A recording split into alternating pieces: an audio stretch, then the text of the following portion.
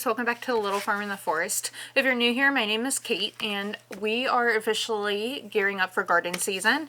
I really wanted to sit outside today. It is a dreary, cold, gray February day, but something inside me just said I needed to be outside in the snow. It is currently 18 degrees is the real feel, but it says it's 29. But honestly, the last few days we've had this kind of a heat wave, and I just felt like being outside today.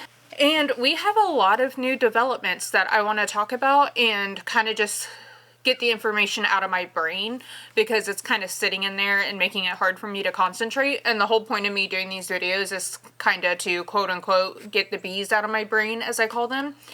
And sometimes just talking through what I need to get out of my brain helps me move forward in a more organized fashion. And we officially applied to be a vendor at a local-ish farmers market. It's not one of the bigger ones, but it is closer, so it's a little more convenient for us. We will find out sometime in April if we are selected. I was in contact with the market manager yesterday, application, insurance, all the red tape and all the paperwork that goes along to being a home-based vendor in our state. We've gotten all of that filed and squared away, so hopefully we hear good news.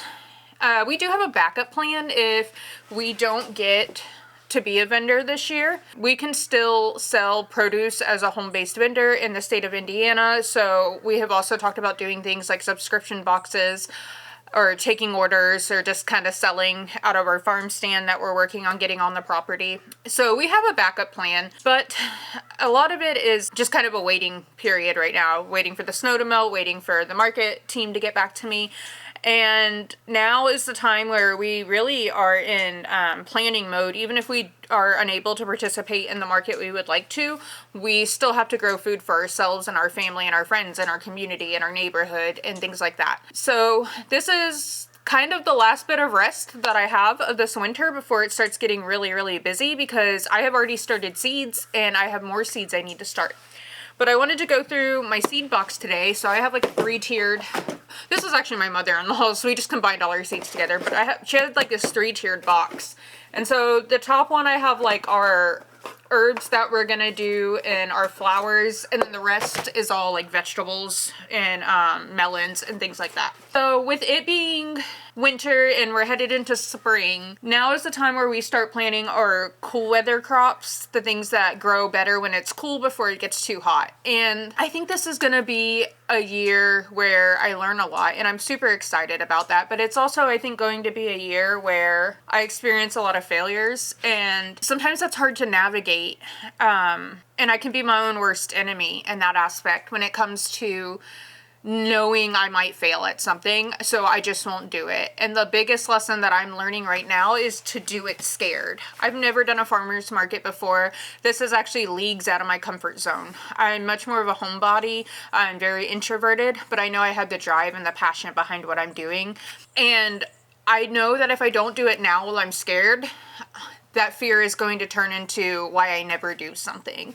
And that's something that I'm trying to teach my nervous system to unlearn, that I'm safe even if I'm scared of doing something, because I really have nothing to lose. Worst case scenario, I'm out a little bit of money as far as the market fee and getting a tent, and best case scenario, I meet some really cool people and I'm able to network and I'm able to grow and I'm able to build a community and make a difference in people's lives. Trying to unlearn that all or nothing mentality is hard, and it's something that I've been working on for the last few years. We are kind of gearing up for spring cleaning. We have a lot to work to do in the garden. We're expanding it this year, and then we're expanding our property this year and developing it further.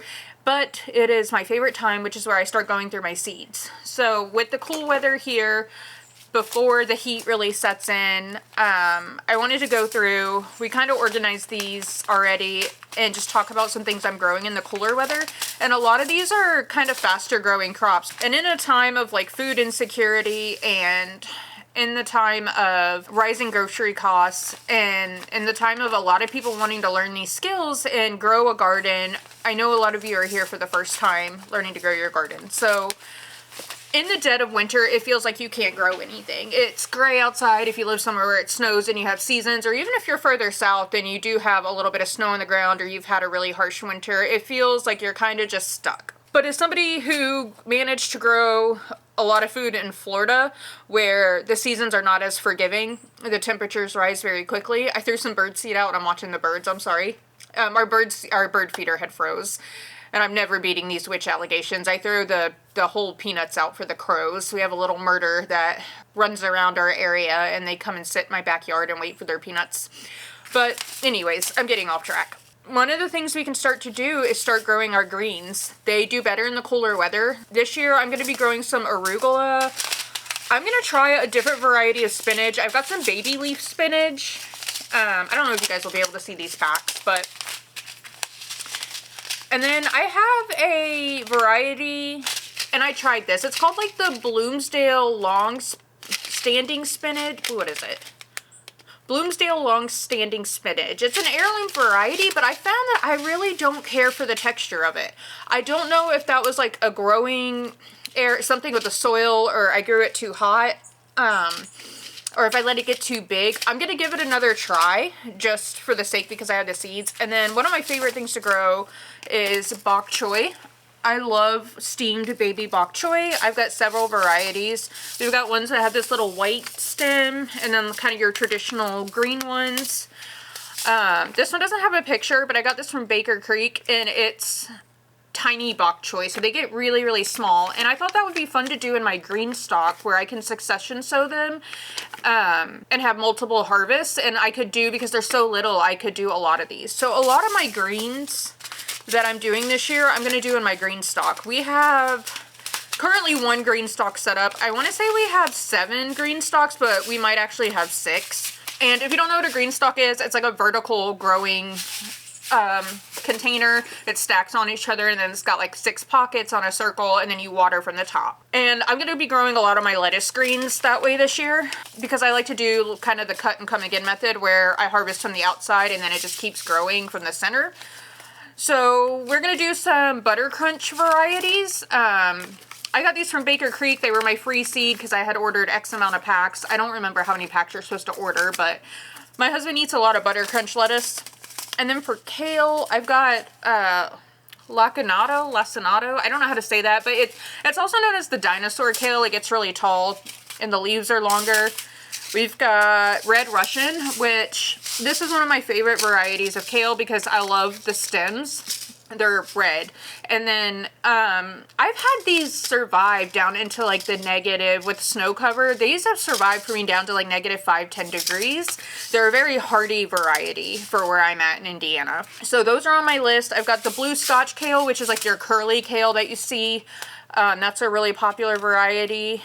I don't know. I'm probably not going to say this wrong. I have something called Yeti Q lettuce, and it looks like it's some type of romaine variety. Yeah, a romaine type with long leaves and a crisp center. This is a heirloom variety from Turkey. So that's interesting. I'm going to grow some of that. But I'm going to grow a few varieties of like romaine lettuces. I have some Merlot lettuce. The issue I think I had with this Merlot, but the last time I grew this was in Florida. It was really bitter. It didn't matter how cool it was, how I started it, how well water I kept, how much, if I gave it some shade.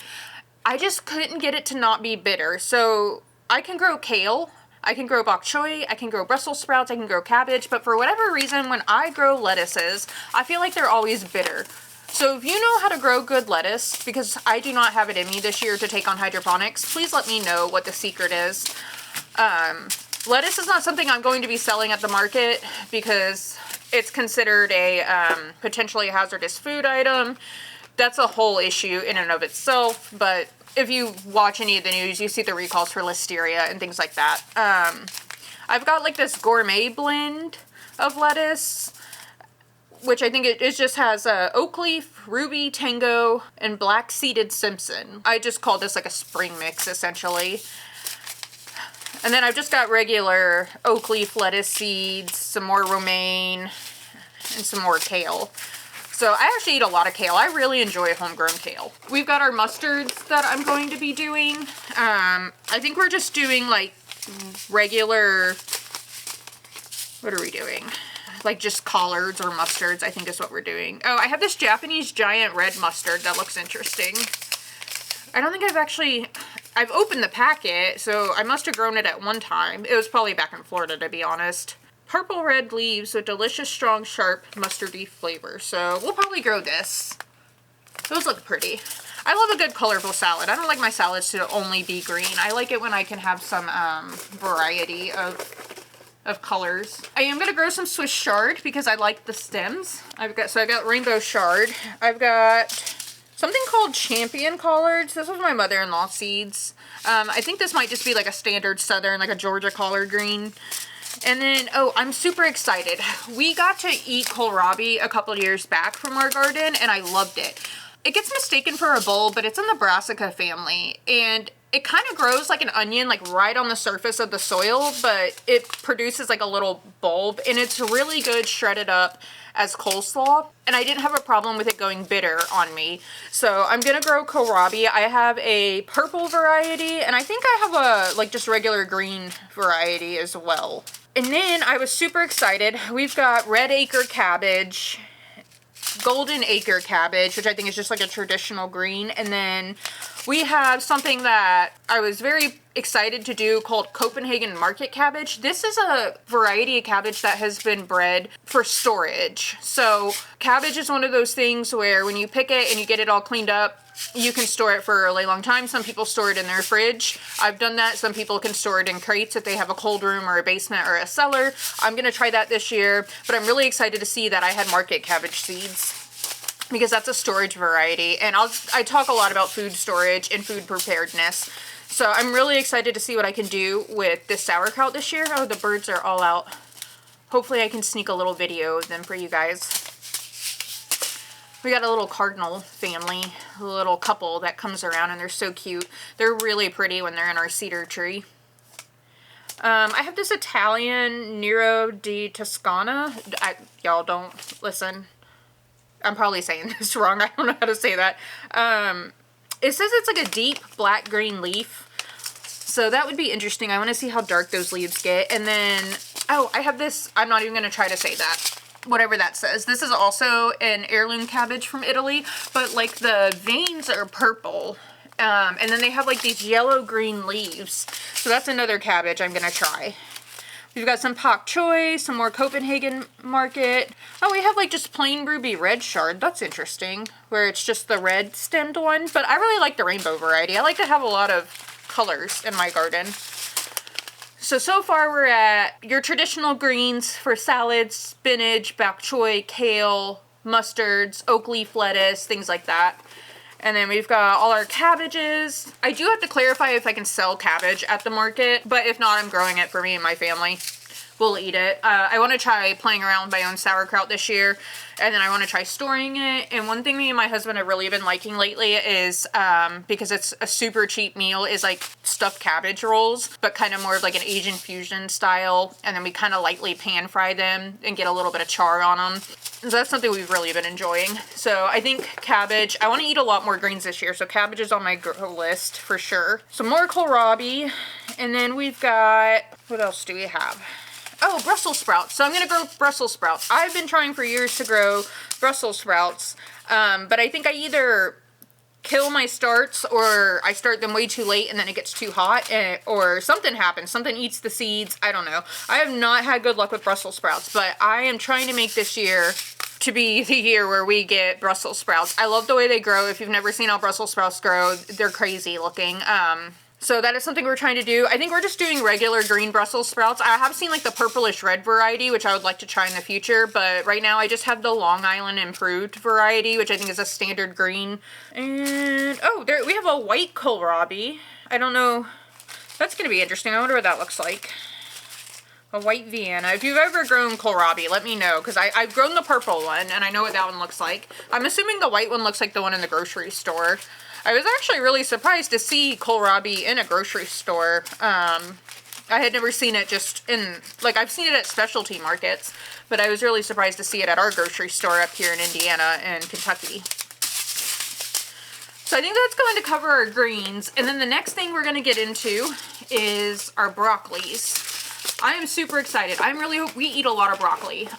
Broccoli is one of those that we eat like the whole part of it. You can eat the leaves when they're kind of young, but I really enjoy, like when I harvest broccoli, to grate up the stems into like a broccoli salad or slaw, or just add it into a regular salad because I like the crunch, and they steam up nicely. So I eat the whole part of broccoli.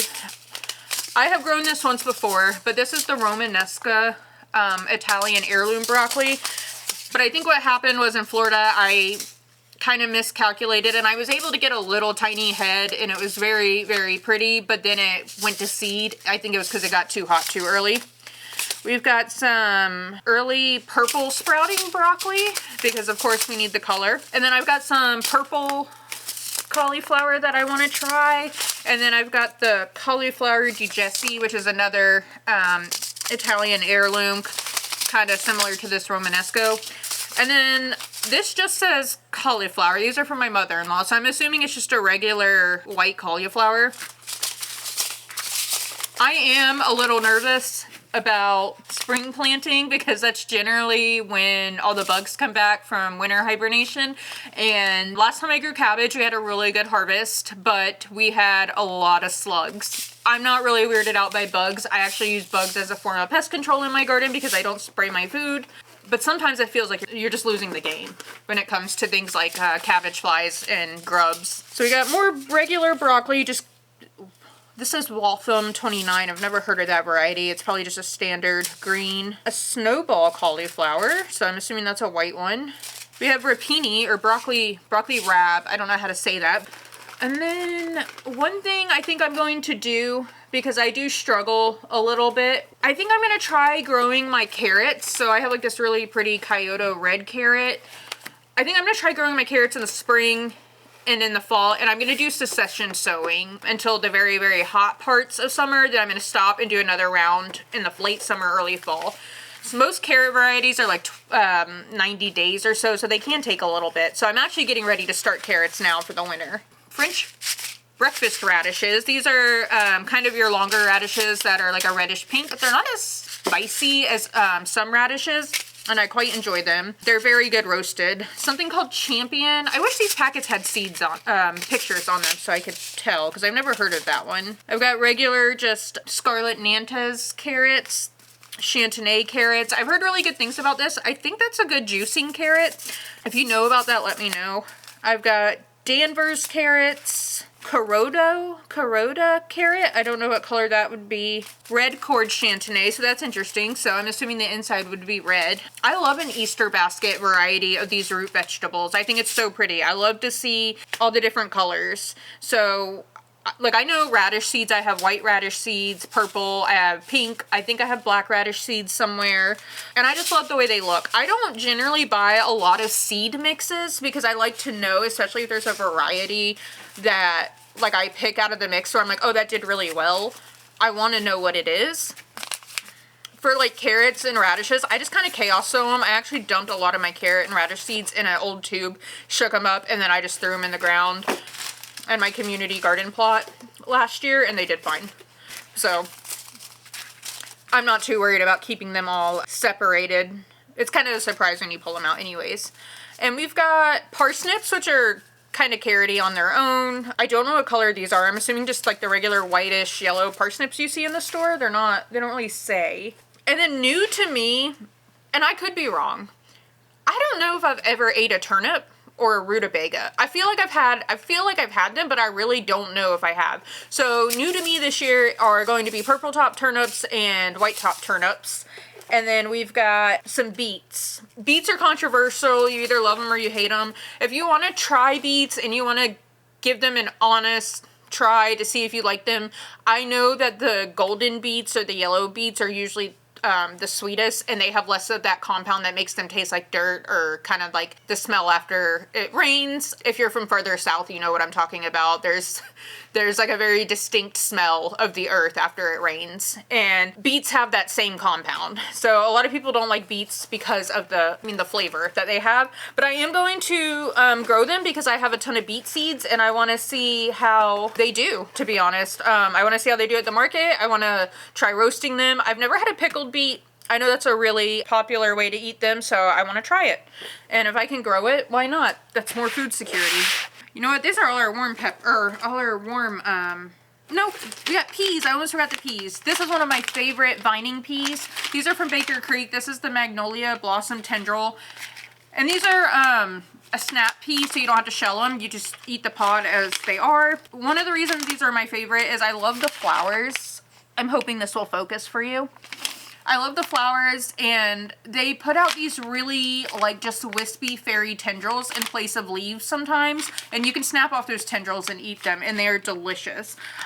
They have performed well for me from Florida to Connecticut to Kentucky to Indiana. So these are one of my favorite varieties. They are a vining variety. They are not a bush variety. So if you're limited on space or you're debating about the types of vines or how many vining plants you can have, this is a vining variety. What I am not doing are shelling peas. I just don't have, like, I might do a few just for us as a family because I do enjoy like garden, like English peas, sweet peas, but you got to grow a lot of them to shell them to get a substantial amount to eat. And I just don't have the time or the manpower to really make that happen right now. It's not something I'm going to be offering in the future, like at markets or anything, but this year my focus is going to just be on snap peas.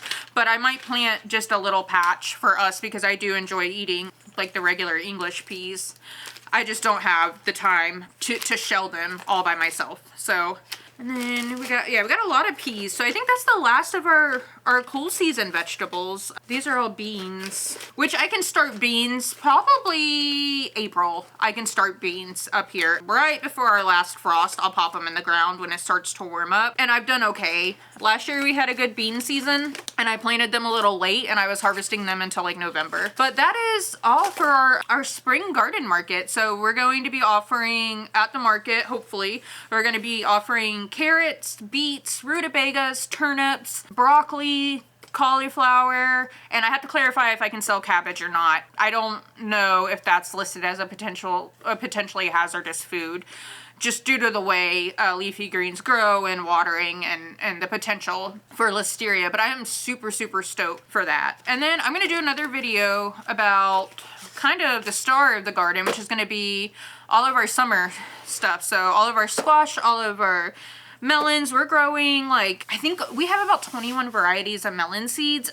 We're gonna have to narrow that down, 1 for space, 2 for time, and 3 for experience. So we're gonna be doing a lot of melons. I think we're gonna do at least 10 varieties. So that's exciting. But for right now, I'm just ready to get some fresh food on our table. Towards the end of the winter, it gets so hard to kind of keep my spirits up because I'm like, man, I just want some food from the garden. Like going through this is making me hungry, and I'm kind of mad that there's snow on the ground, even though I get to watch all the blue jays are out now. I get to watch all the birds in the snow, and I'm thankful for this season of rest, but I'm also ready for fresh food. So before we know it though, market season will be here and I'll be overwhelmed, but I'm ready to be overwhelmed by the garden. So if you have any tips on growing like a market garden or some of the items I mentioned, especially lettuce to make it taste good, let me know. I cannot grow lettuce to save my life. This is me signing off and saying goodbye, and let me know how your garden grows this year.